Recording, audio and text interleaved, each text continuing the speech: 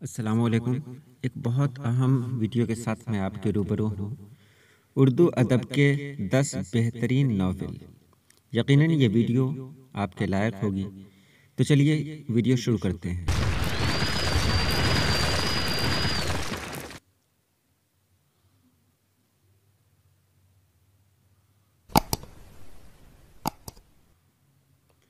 اردو ادب کی تاریخ کی اگر بات کی جائے تو اس میں پہلا ناول ڈپٹی نذیر احمد کا میرۃ العروض ہے، جو 1869 میں لکھا گیا۔ گو کہ ہمارے ناقدین کی اکثریت اسے ناول کے صنف میں شامل کرنے سے گریز کرتی ہے، اور رتن ناتھ سرشار کے ناول فسانہ آزاد کو پہلا ناول قرار دیتی ہے، جس میں سرشار نے لکھنؤ معاشرت کی بھرپور عکاسی دکھائی تھی۔ مرزا ہادی رسوا کے شاہکار امراؤ جان ادا کو اردو ادب کا پہلا مکمل ناول کہا جاتا ہے۔ سجاد ظہیر، قاضی عبدالغفار، کرشن چندر، عزیز احمد، عصمت چغتائی وغیرہ مشہور ناول نگار گزرے ہیں۔ یہ مضمون ابو علیہ کا لکھا ہوا ہے، جو میں آپ کے سامنے پیش کر رہا ہوں۔ فسانہ آزاد، اگرچہ اس میں حقیقی پلاٹ ندارت تھا اور اس کی ضخامت بھی اس کی مقبولیت کی راہ میں حائل رہی، مگر یہی ناقدین روسی ادب کے شاہکار وار اینڈ پیس اور در برادرز کرامازوف کے بارے میں یہی رائے نہیں رکھتے، حتیٰ کہ دونوں ناولوں کی تکنیک فسانہ آزاد سے مشابہ ہے۔ فسانہ آزاد میں لکھنؤ تہذیب کی بھرپور منظر کی گئی ہے۔ فسانہ آزاد کا مزاحیہ کردار خوجی اردو ادب کے چند بہترین مزاحیہ کرداروں میں سے ایک قرار دیا جاتا ہے۔ امراؤ جان ادا، مرزا ہادی رسوا کا یہ شاہکار بار بار پڑھے جانے کے لائق ہے۔ لکھنؤ کی ایک طبائف کی آپ بیتی ہے، جس میں آپ کو 19ویں صدی کے لکھنؤ کی سماجی اور ثقافتی جھلکیاں بڑے دلکش انداز میں دکھلائی گئی ہیں۔ امراؤ جان ادا 1899 میں شائع ہوا۔ گؤدان، منشی پریم چند کا یہ ناول 1936 میں شائع ہوا۔ اسے پریم چند کا سب سے بہترین ناول مانا جاتا ہے۔ ناول ہندوستان کے پسے ہوئے کسانوں کی دکھ بھری زندگی کا احاطہ کرتا ہے۔ پریم چند نے نہایت بے باکی سے دہقانوں سے روا رکھے جانے والے ریاستی مظالم کا نقشہ کھینچا ہے۔ گؤدان پہلے دیوناگری رسم الخط میں لکھا گیا تھا، پھر اقبال بہادر ورما ساحر نے اسے اردو کے قالب میں ڈھالا۔ آگ کا دریا، یہ پڑھنے کے بعد احساس ہوتا ہے کہ کیوں اسے اردو کا سب سے عظیم ناول قرار دیا جاتا ہے۔ معروف ناول نگار قرۃ العین حیدر کی تخلیق آگ کا دریا جب 1957 میں منظر عام پر آیا تو چند نا ختم ہونے والے تنازعات کا موجب بنا تھا۔ چند ناقدین کی جانب سے اعتراض کیا جاتا ہے کہ آگ کا دریا ورجینیا وولف کے سوانحی ناول اورلینڈو سے ماخوذ ہے۔ اداس نسلیں، عبداللہ حسین کا وہ ناول جس نے انہیں عظیم ناول نگاروں کی صف میں لا کھڑا کیا۔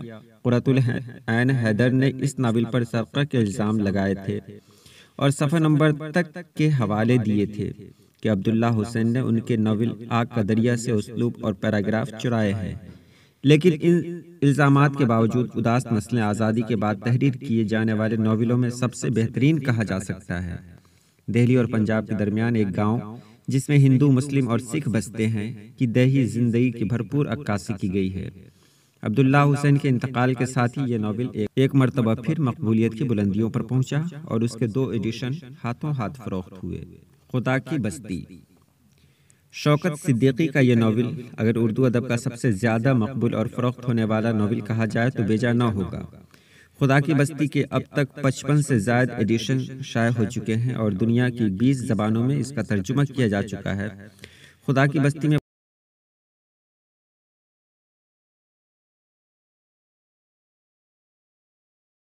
50 کی کراچی دکھایا گیا ہے، جس میں کراچی کے مفلوق الحال لوگوں، اشرافی اور سیاستدانوں کی بقا و لالچ کی دوڑ کی منظر کشی کی گئی ہے۔ اس ناول پر پاکستانی ٹیلی ویژن نے ڈرامہ بھی بنایا تھا، جس نے مقبولیت کے کئی ریکارڈ قائم کیے تھے۔ کئی چاند تھے سرے آسماں، آگ کا دریا کے بعد اگر کوئی ناول اردو ادب کا سب سے اول کہلانے کا حقدار ہے تو بلا شبہ وہ شمس الرحمن فاروقی کا کئی چاند تھے سرے آسمان ہو سکتا ہے۔ شمس الرحمن فاروقی کا یہ شاہکار ناول 18ویں صدی کے راجپوتانے سے شروع ہو کر دہلی کے لال قلعہ میں ختم ہو جاتا ہے۔ بر صغیر کے زوال پذیر ہوتی اسلامی تہذیب، انگریزوں کی سیاسی چپقلش اس ناول کا موضوع ہے۔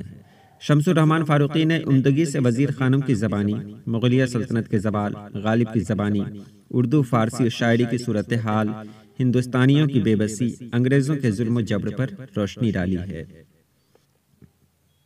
بہاؤ: مستنصر حسین تارڑ ایک سفر نامہ نگار اور ٹیلی ویژن کے میزبان کی حیثیت سے شہرت رکھتے ہیں، مگر بہاؤ ان کا وہ ناول ہے جسے اردو ناول نگاری میں اپنی اشاعت کے بعد سے آج تک خصوصی مقام حاصل ہے۔